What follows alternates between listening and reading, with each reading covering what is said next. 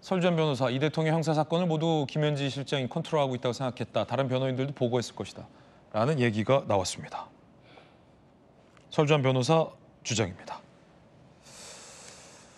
자, 양태정 변호사님, 일단 뭐 김현지 실장의 입장이 좀 궁금합니다. 반론 차원에서라도 좀 소개해드리고 싶은데 일단은 침묵 중입니다.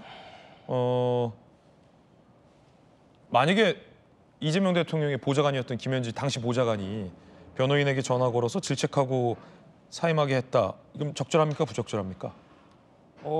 굉장히 부적절한 일이죠. 근데 뭐 보좌관이 전화해서 질책했다고 해서 변호인이 그거가 뭐 무서워서 그런 건지 뭐 압박에 못 이겨서 사임했다는 것은 사실 변호사로서는 조금 이해하기 어려운 주장입니다. 네네. 변호인은 어쨌든 독립적으로 그 자기 의뢰인이나 피고인을 위해서 변호를 해야 되는 상황인 건데, 예. 그러니까 뭐 그 부분에 대해서 뭐 만약 전화를 해서 뭐 생명에 위협을 했다거나 협박을 했다거나 만약 그랬으면 그건 문제가 되겠죠. 근데 뭐 그런 것도 아니고 뭐 사임해라는 얘기 말만 듣고 바로 사임을 했다? 저는 오히려 이제 사임하려고 그러니까 다른 의도나 다른 이유가 있었는데 예. 오히려 그 전화가 일종의 약간 뭐 빌미가 된 것이 아닌가라는 그런 뭐 그럴 수는 있겠지만 뭐 전화 한 통화했다고 해서 그거야 못 이겨서 사임했다고 해서 그게 문제가 되냐? 저것도 의심스럽고요. 만약 이제 어제 주진우 의원께서는 뭐 이게 뭐 증거인멸이다, 뭐 이제 뭐 위증교사다, 뭐 이런 식의 문제가 있다라고 말씀하셨는데 어제 당시 국감에서 이제 박상현 검사는 나와서 분명히 이런 결국 김현지 실장의 전화를 받고 설전 변호사가 사임을 했다. 이 부분은 다 간부들한테 보고했다고 되어 있는데 만약 범죄 혐의가 있었으면은 검찰이 진작 수사를 했었을 겁니다. 하지만 뭐 김현지 실장을 이런 혐의로 수사했다는 건 저는 아직 들어보지 못했고요. 그렇기 때문에 당시 김현지 실장은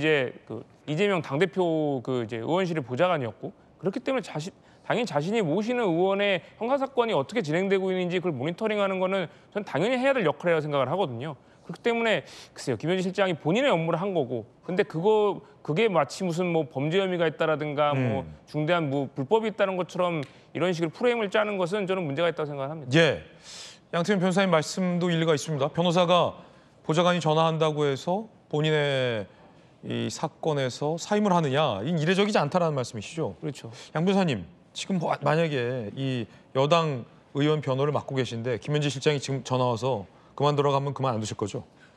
그렇죠. 그러니까 이게 의뢰인의 뜻인지, 그러니까 위임을 한 의뢰인 본인의 뜻인지를 확인을 하는 게 가장 우선이죠. 네네. 그리고 뭐 만약에 본인께서 그래도 사임하기를 원한다고 하면 사임이 아니라 그 위임인을 해임을 시킬 수가 있습니다, 면을. 그렇기 네네. 때문에 뭐 사임하지 않겠다고 버틴다고 해서 할 수 있는 부분은 아니고요. 뭐 오히려 중간에 사임하게 되면은 뭐 수임료도 안 돌려주고 저거 좋죠. 예. 사임한다는 겁니까 지금?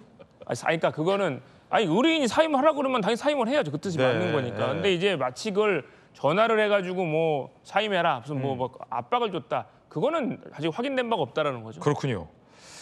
확인을 좀 해봐야 될 것 같은데 곽태규 의원님, 예. 지금 야당에서는 결국에는 이재명 대통령의 측근인 김현지 실장이 변호사도 교체할 만큼의 개입이 있었던 것 아니냐라고 보고 있고, 그 이유는 이화영 부지사가 이재명 대통령에게 보고했다라고 검찰에 진술했기 때문이다라고 야당에서는 보고 있잖아요. 김현지 실장이 국감의 증인으로 결국 안 나오리라 보십니까? 어저께 김현지 실장에 대한 두 가지 의혹이 중요한 게 제기가 됐어요. 법사위 국감 현장에서는 이때까지 논의한 것처럼 이화영 전 부지사의 변호인 교체에 당시 김현지 보좌관이 개입을 했다 하는 의혹이 나왔고, 두 번째는 국민의힘 박정훈 의원이 옛날부터 이 김현지 부속실장이 경기 동부연합과의 어떤 관계가 있는 것이 아닌가 하는 판결문을 공개한 적이 있습니다. 그 두 개가 굉장히 이슈가 됐는데 용산에서 대통령실에서 경기 동부연합과 관련이 없다 하는 이야기는 했어요. 그런데 당시 김현지 보좌관이 설주환 변호사를 사임하도록 했다 하는 것에 대한 아무런 반박도 제기하지를 못했습니다. 그렇다면 이게 당시에 김현지 보좌관이 그 설주환 변호사를 사임시키는데 어떤 역할을 한 것에 대해서는 사실관계에 대해서는 부인을 못하는 상황인 것 같아요. 그렇다면 당시에 다른 사람의 사건, 이재명 대통령이 주장하는 이화영 전 부지사의 사건은 나와는 무관하다고 했는데 그 이재명 당대표의 보좌관이 그 사건의 변호사한테 연락해가지고 사임을 종용한 것이거든요. 그럼 이거는 누가 봐도 그럼 둘 사이의 관계가 어떤 것이냐? 공범 관계가 아니고서야 다른 사람의 당 대표의 그 보좌관이 이화영 부지사의 변호인에게 연락해가지고 사임 여부를 논의한다. 이것은 굉장히 이상한 국면이 아니냐 하고 의심할 수밖에 없는 거죠. 그러니까 어저께의 두 가지의 이슈 그리고 그에 대한 대통령실의 반응 네네. 이런 것을 다 따진다면 결국에 당시에 이 보좌관이었던 김현진 보좌관의 역할은 맞는 것 같고요.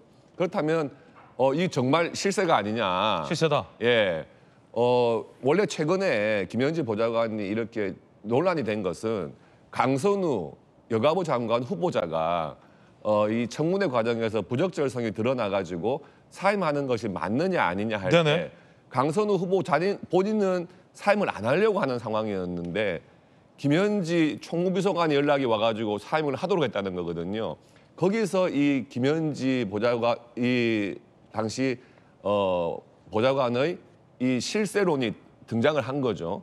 그래서 국회에서는 국감장에 불러보자 하는 이야기가 나왔는데 어저께 그 국감 현장에서 정말 실세구나 하는 의혹이 확 올라간 거죠. 그러니까 앞으로 국감 현장에서 필요하다면 김현지 지금 부속실장뿐만 아니라 설주환 변호사 다 불러가지고 이 지금 대통령이 관련돼 있는 사건 아닙니까?